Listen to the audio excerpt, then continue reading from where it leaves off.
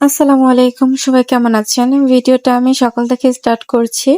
আমি তখন খেতে বসেছিলাম। সাধারণত সকালে ভাত খাওয়া হয়, ভারী খাবার। তবে আজকে বিরিয়ানি দিয়ে শুরু করলাম। আর এই যে বিসমিল্লাহ বলে আমি খাওয়া শুরু করেছিলাম।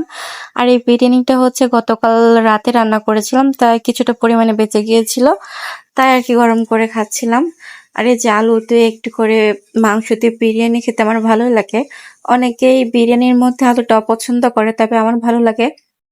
আর এই যে সবার যেটা অপছন্দ, খাওয়ার সময় যদি এলাচ কিংবা দারচিনি পড়ে অনেকেই রাগ করে, তবে আমার কাছে কিন্তু এলাচ খেতে মন্দ লাগে না, তবে এমনি সময় এলাচের বিচি খেতে বেশি ভালো লাগে। আর এই যে আমি এক লোকমা করে খেয়ে নিচ্ছিলাম।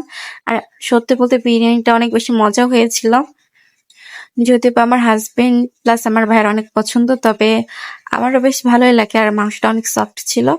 আর এই যে দেখতে দেখতে আমার বিরিয়ানি খাওয়া হয়ে গিয়েছিল। আর তার কয়েক ঘন্টা পর আর কি পাকা পেঁপে খেয়ে নিয়েছিলাম, এটা মনে হয় সকাল 10টার দিকে আর কি।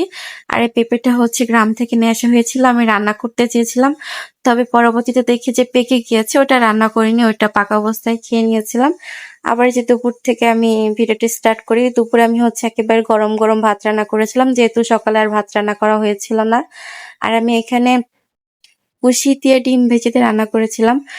আর কুশির তরকারিটা হচ্ছে আমার মোটামুটি লাগে, তবে আমার হাজবেন্ড বলল অনেক নাকি বেশি ভালো হয়েছিল।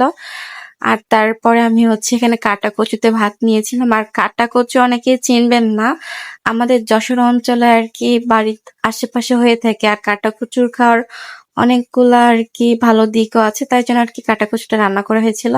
আর এই যে কাটা কচুতে খেয়ে নেওয়ার পরে হচ্ছে আমি পাঙাশ মাছ দিয়ে আলু দিয়ে খেয়ে নিচ্ছিলাম। পাঙাশ মাছ অনেকেরই অপছন্দ, তবে একটা সময় আমি পাঙাশ মাছ আর চিংড়ি মাছ ছাড়া কোনো মাছ খেতাম না। তবে বিয়ের পর থেকে আসলে অনেক রকমের মাছ খাওয়া হয়, যদি বা বিয়ের আগে ছোটবেলায় খেয়েছি, তবে জ্ঞান হওয়ার পর থেকে পাঙাশ মাছ আর চিংড়ি মাছ খেতাম শুধুমাত্র কাটা বাছার ভয়ে। তো যাই হোক, দুপুরে খাওয়া দাওয়া করে নিয়েছিলাম, পরে বিকেলের দিকে আর কি ফুচকাটা, সরি এটা ছিল ভেলপুরি।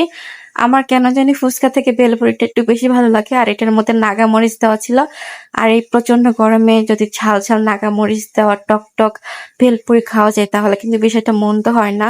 আর অনেক সুন্দর নাগা মরিচ একটা ফ্লেভার আসতেছিল, আর তারপরে একটু ঝাল লেগে গিয়েছিল, তখন এই আইসক্রিমটা খাওয়া হয়েছিল। আর এই গরমের মধ্যে ঠান্ডা ঠান্ডা আইসক্রিম খেতে কিন্তু ভালোই লাগে। আর যেহেতু মুখে ঝালও লেগেছিল, তাই জন্য আরো একটু বেশি মজা লাগছিল। সো ভিডিওটা বেশি লং করবো না, সবাই ভালো থাকবেন, সুস্থ থাকবেন, আল্লাহ হাফিজ।